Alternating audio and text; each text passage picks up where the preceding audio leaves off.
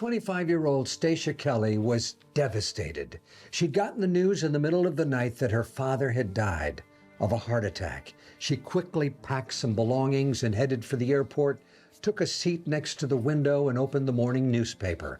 And the headline was about her father, Emmett Kelly, world's most famous clown, dead at 80.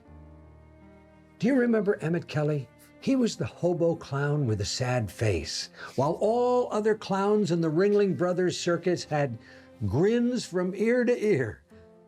He had a sad face. That was his trademark. He made sure he never had a picture taken with anything but the sad face, and he was successful. All except for that one time. He was being interviewed by a UPI photographer reporter, interrupted by a phone call. Emmett, congratulations, you're the father of a new baby girl.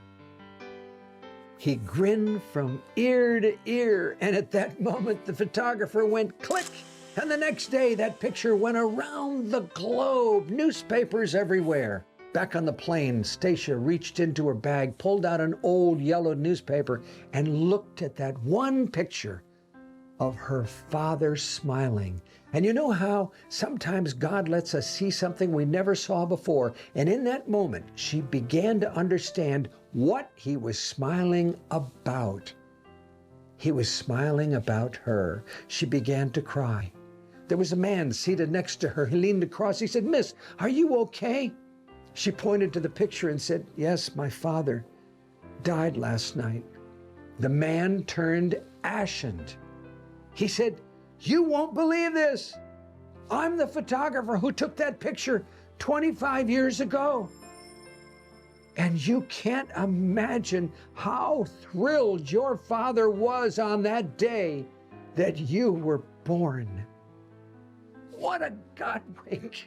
And in that moment, a peace came over Stasia, a peace that surpasses all understanding.